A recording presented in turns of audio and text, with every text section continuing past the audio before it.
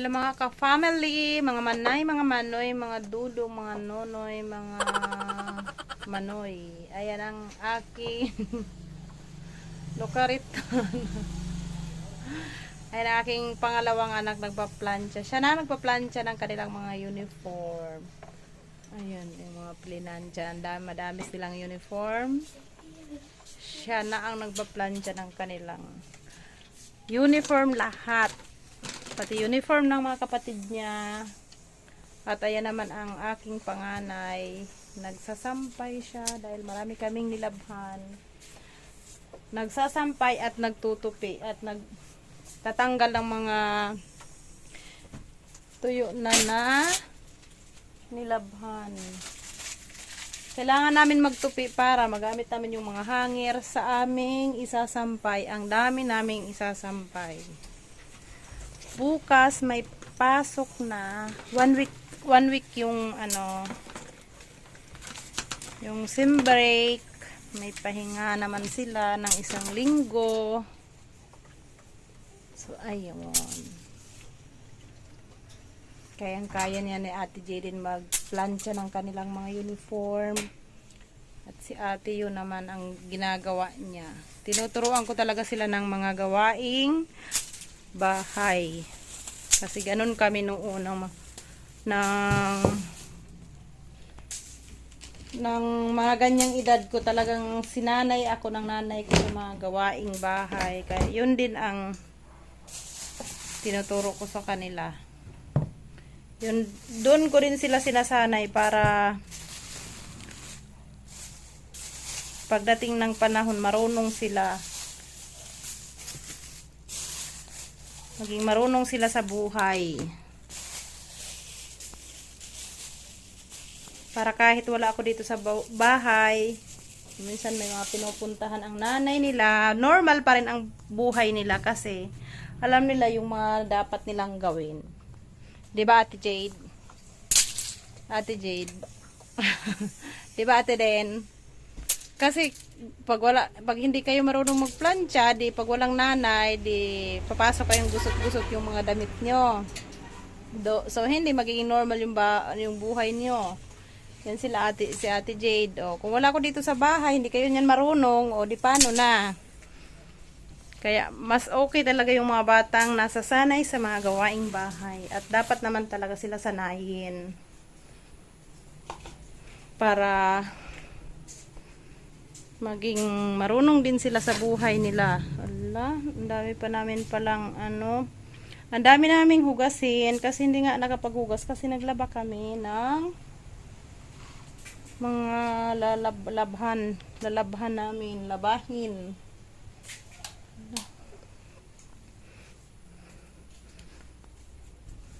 Dilim na sa kusina.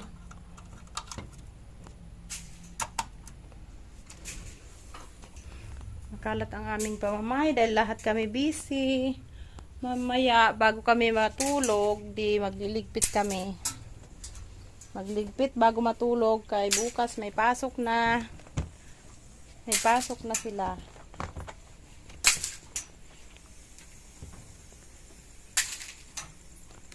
Matagal ako di nakapag-upload ng, sa bagay wala namang nanonood sa akin. Hindi, wala namang nanonood sa akin. Kaya okay lang hindi ako mag-upload. Kung mag-upload ako kung kailan ako makapag-video. Wala namang sumusubaybay sa amin. Kaya hindi ako napipressure mag-video araw-araw at mag-upload ng yun nga lang, hindi yung channel namin, hindi mag-grow.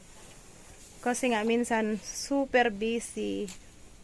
Ang daming gawain, ang daming anak. Everyday super busy. Nga, kasi meron kaming maliit na business para maka-survive ang family dahil marami kaming pinapag-aral na mga anak.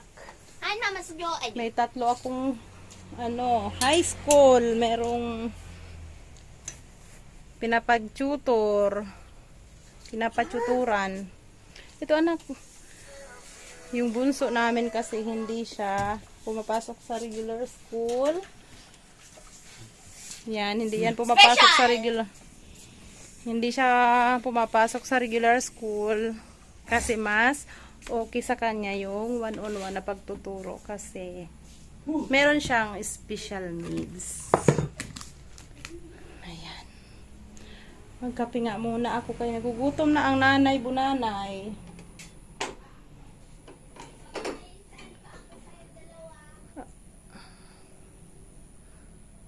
Merong nagtutusok sa aking braso.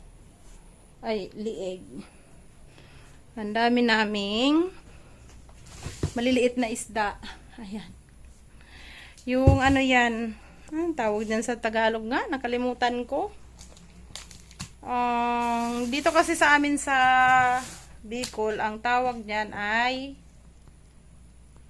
bataway. Ang dami namin itutupi talaga. Ang dami pa naming sinampay. Naipon yung aming mga labahin tsaka yung mga hinangir dyan dahil matagal na panahon ang tag-ulan dito sa amin sa Bicol. Ngayon lang talaga nag-init-init ang panahon. Uminit ang panahon.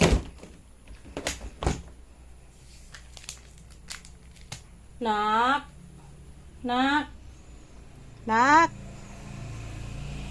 Ayan, oh. Daming hangir sa lapag. Matinanggal. Magiging maayos yung bahay namin mamaya pagkatapos namin magligpit, syempre. Pagkatapos namin magligpit kasi ang dami ang ginagawa. Kasi ako araw-araw tumutulong ako sa aking mister sa maliit naming business. Xerox Rush ID, Xerox, photocopy, scan, plastic laminate, yung mga ginagawa namin araw-araw. Kaya busy ako, kami lang mag-asawa ang nagtutulungan para makasurvive sa araw-araw. At pinili namin yung ganun na business or pagkakakitaan para kasama namin ang mga anak namin araw-araw. Kasi dati nagtatrabaho yung asawa ko sa isang shipping company. Bibihira kami magkita-kita. Kaya pinag-pray ko talaga na magkaroon siya ng trabaho o magkaroon kami ng source of income na dito lang. Nakasama namin sila, kasama namin yung isa't isa. Kaya yun.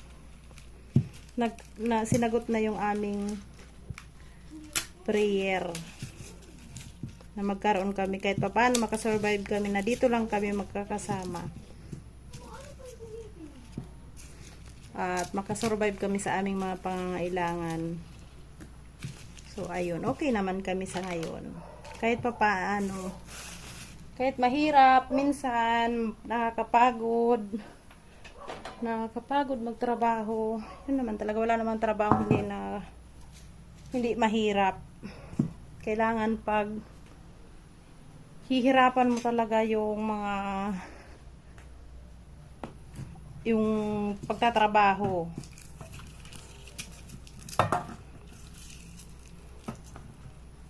Kung tutuusin nga, mas mahirap talaga. Mas mahirap pa yung trabaho ng asawa ko dati kasi araw-araw siya nasa kalsada, araw-araw siyang kasi di-deliver sila ng mga cargo at nagbabiyahe siya papunta sa trabaho.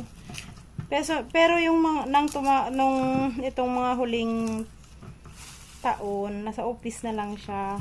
Kaso, nagbabiyahe pa rin siya ng mahigit 1 oras. Nagmumotor siya papunta ng city para makarating sa kanyang office. Kaya, sa ngayon, mas okay, nandito lang. Nandyan lang yung aming shop sa bakura namin, sa kapitbahay namin. Hindi niya kailangan biyahe ng malayo. Kumbaga, na-less ang chance o yung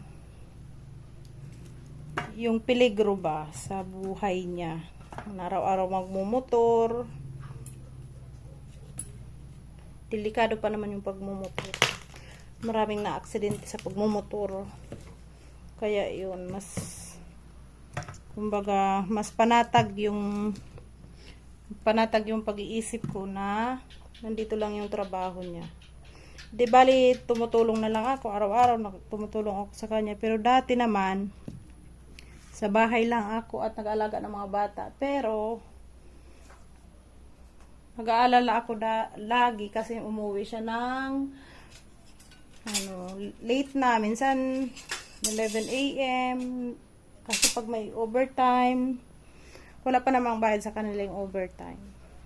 Pero kailangan nila magtrabaho kasi kailangan nila tapusin yung trabaho nila.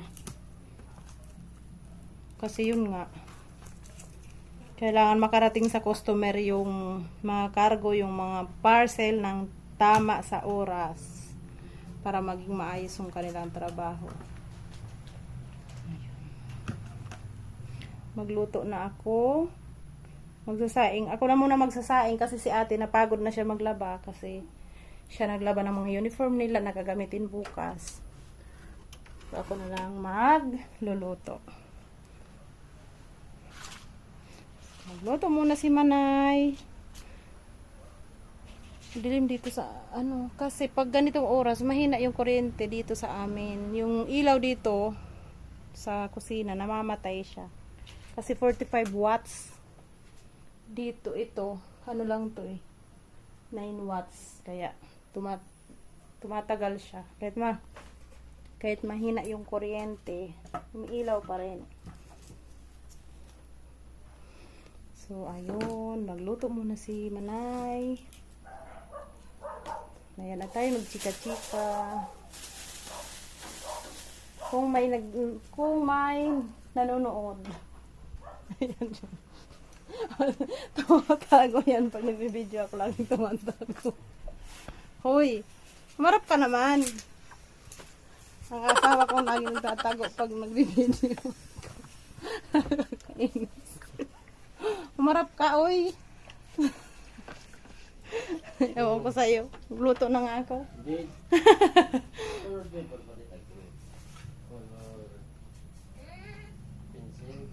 Color ba? Color pen. Meron dyan sa Gia na marker. Na hanapin nyo kung nasaan. Okay. Magluto muna ako. Ayun, nagluluto na si Manay ng ulam. Medyo late na yung namin, yung hapunan kasi. Marami kaming mga ginawa. Kaya medyo na late. Ito ang aking pangatlong anak, si Jazz. Siya naman ang maghuhugas ng plato ngayon. Madilim.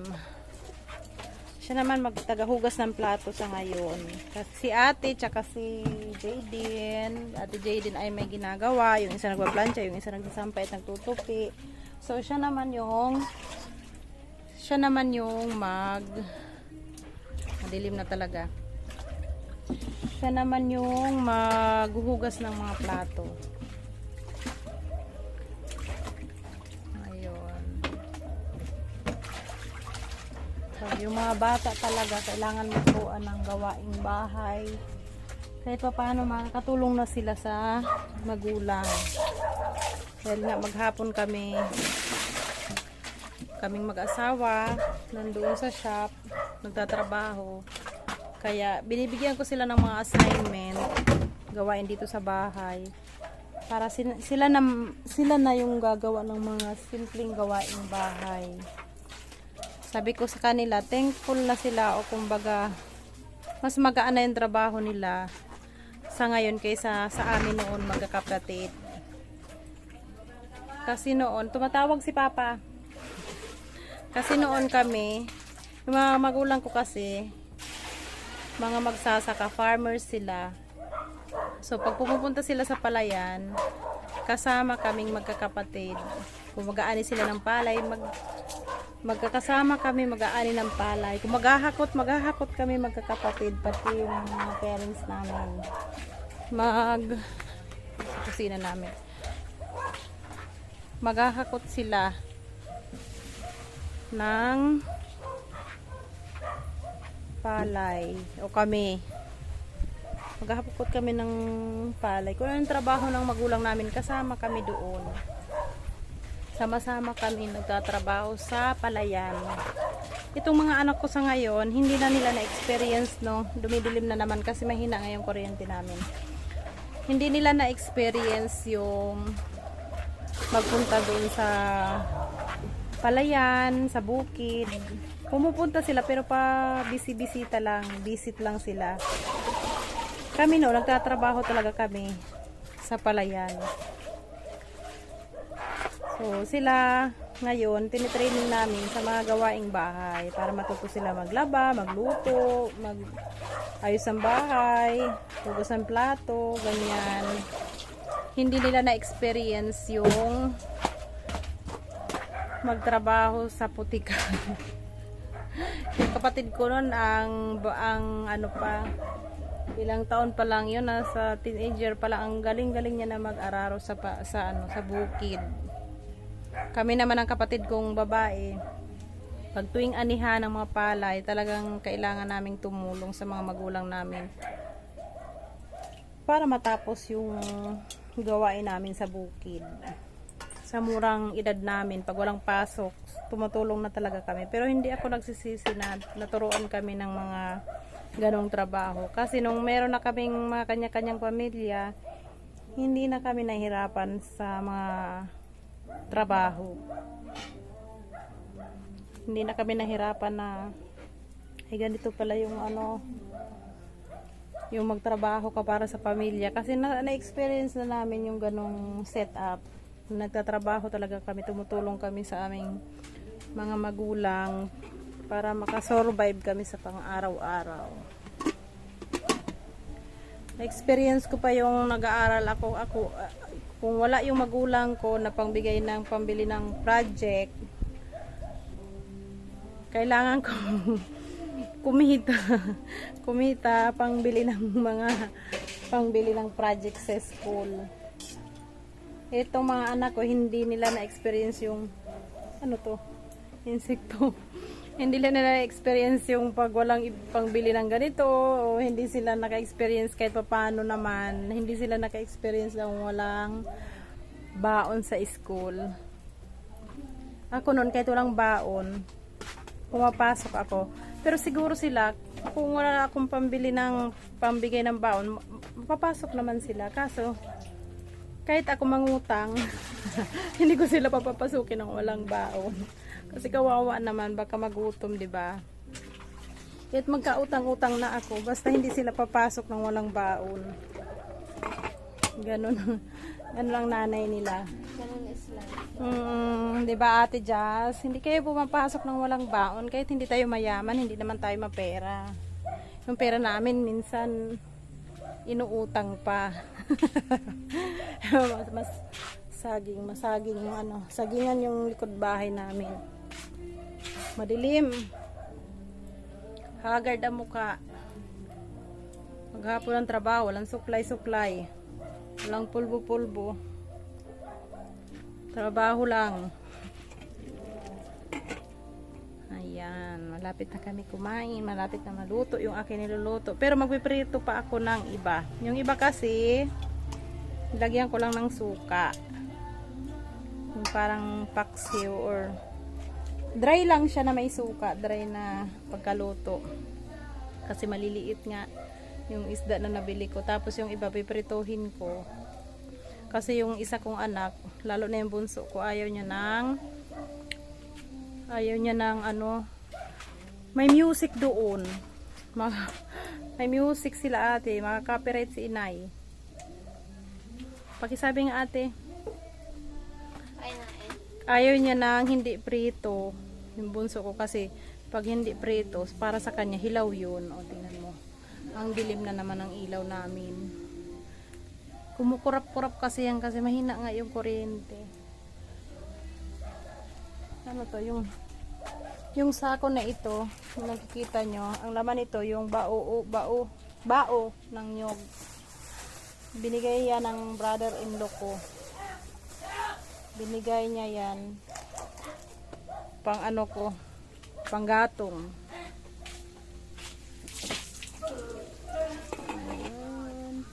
Ayan, mainit na yung aking magkakape kasi ako walang mainit na tubig, kaya nag-init si Manay ng tubig. Kasi gusto ko magkape. Hindi ako nagmerienda. Hindi si Manay nagmerienda, so magkape na lang ako. Yung kape kong iniinom, hindi yung kape na 3-in-1 na yung nabibili sa tindahan. Kasi sinisikmura ako noon, kaya ang binibili ko, wait lang. Hoy, pakihina nga yung music nyo. Kasi yung binibili ko na kape, nasan ba yung kape ko na binili? Yan sa gilid. Yan sa katabi ng... Yan sa lamesa. Saan po? Bebe, pakipatay nga na music nyo. Mamaya na mag-music pagkatapos ko. Magyaw-yaw muna ang inay nyo. Kasi kawawa na yung YouTube channel natin. Anak, ano yung mukha muna ako ng cup. Anak, walang cup dito, anak. Magyaw-yaw muna ang inanay nyo.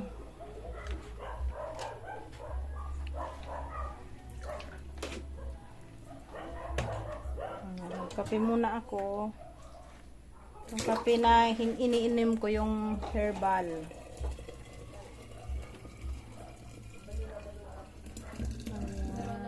Ito yung takori namin, maitim.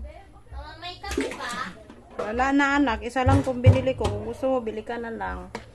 Isang sachet lang kasi yung kapitbahay namin nagtitinda na ng kape. Ganito, hindi naman to sponsored. Ito yung iniinom kong kape. Hindi ako sinisikmura ng kapeng ito.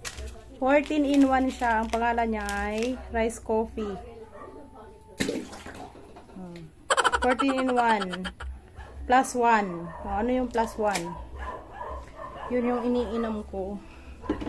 Hindi ako sinisikmura. Yung kahit medyo nagugutom na ako, umiinom ako nito, hindi ako nagsishake. Kasi ang body ko.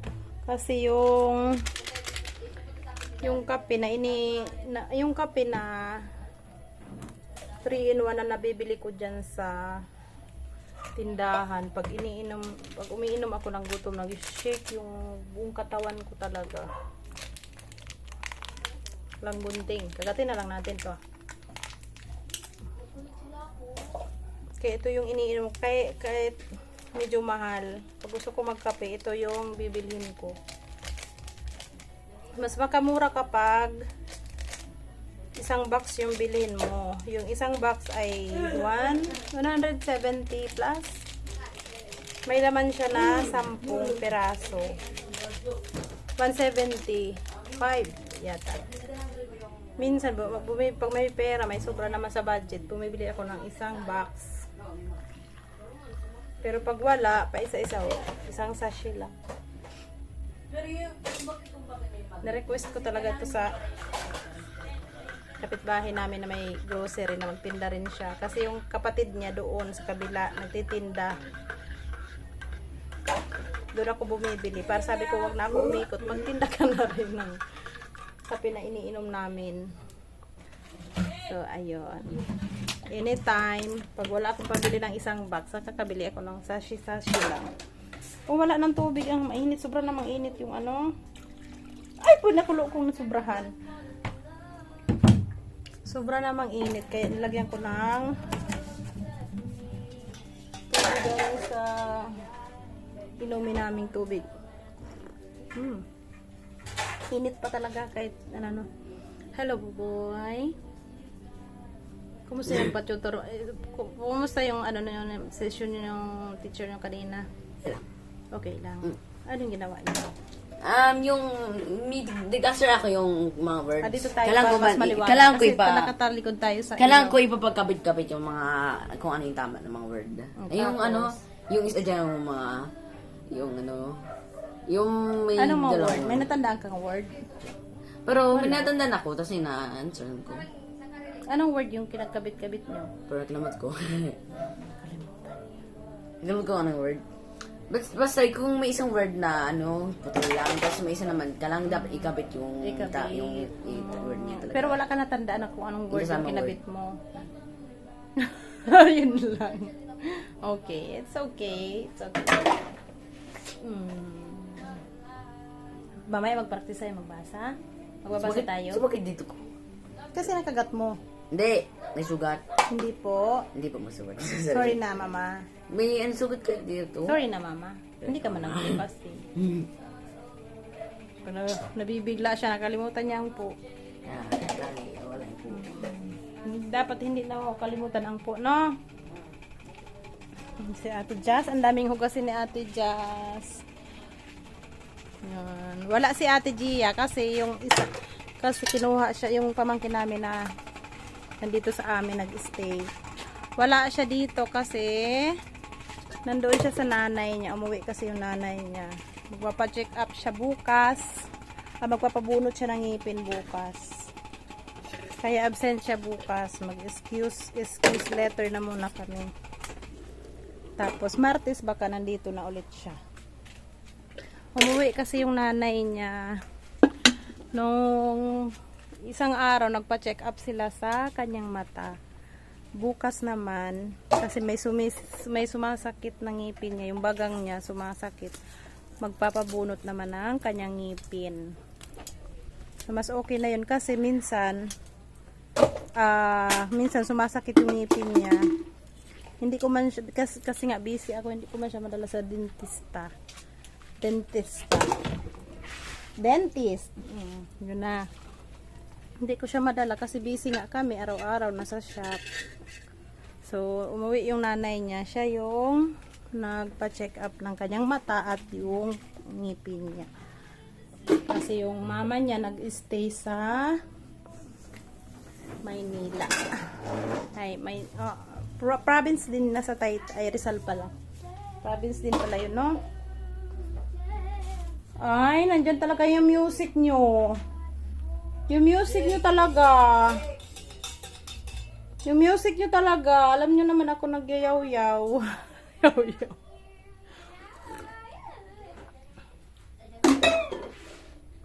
Kasi ngayon lang ako sinipag mag-video-video, mag-yaw-yaw. Kasi minsan sobrang pagod, minsan nakaka-stress. Kung wala kang gana mag-yaw-yaw. Minsan mga seryoso yung mga ginagawa ko. So ngayon medyo kahit pagod naman pero nasa mood, magyaw-yaw, minsan kasi pag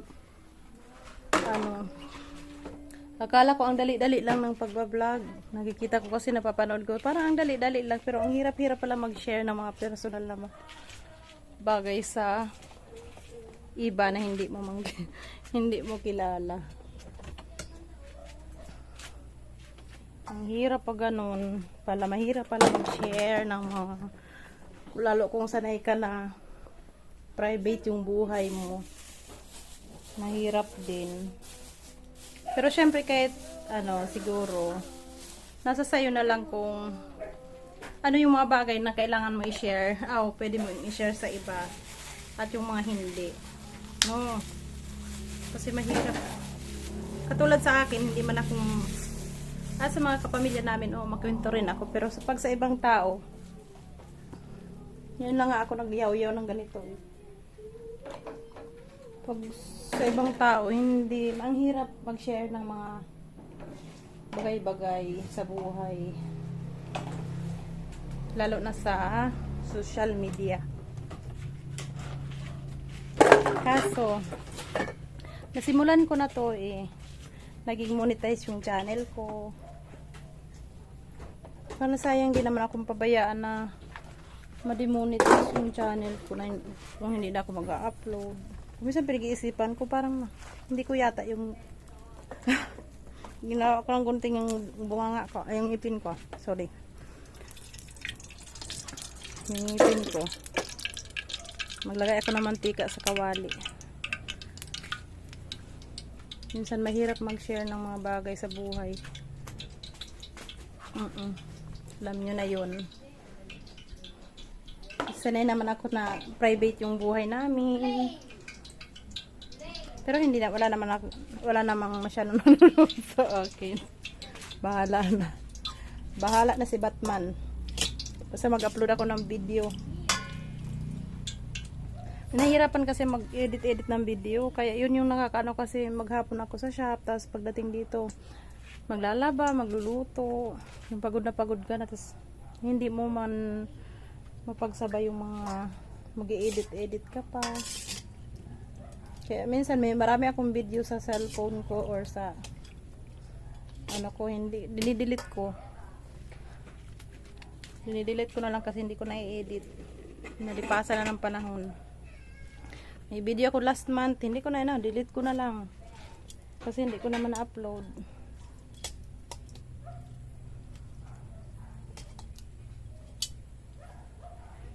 Kainitin ko muna yung mantika. Ayan, malapit na matapos yung anak ko sa pagsasabon ng plato. Yan yung likod bahay namin, puro saging. Kaya minsan pag malapit na gumabi dito sa amin, medyo malamok. Kasi maraming saging sa likod. Mainit na ba yung kawali? Kasi pag hindi pa mainit, nadudurog yung isda pag magprito ka ng isda na hindi pa mainit yung kawali. Ayan, tama na muna yung yaw-yaw ko kasi ito talaga mga anak ko mahilig sa music. Minsan gusto ko mag-video, nag-music sila. Ewan ko kung hindi narinig yung kanina. I-delete ko na naman to. Pag may music na naman. O di-delete ko na naman. Pornada naman ang upload. Pornada naman ang upload. Minsan na wala kasi akong tiwala sa sarili ko eh. Feeling ko naman yung mag-video ako ng nonsense na yung ginagawa ako kaya i-delete ko, hindi ko na-upload. Ayan. Ito yung mga isda eh. Ano na nga ito eh. Pilit kong inaalala yung pangalan ng isda na to sa Tagalog. Sumasakit lang ulo ko. Danggit. Oo, danggit. Tagalog nito, danggit. Ito yung isda. Kahit maliliit ito. Paborito nito mga anak ko kasi malasa siya. Pag malalaking isda, bilhin ko na parang matabang. Ayaw ng mga anak ko. Sanay yan sa hirap. Gusto nila yung mga maliliit talagang isda. Nasanay sila na ganito yung mga binibili kong isda.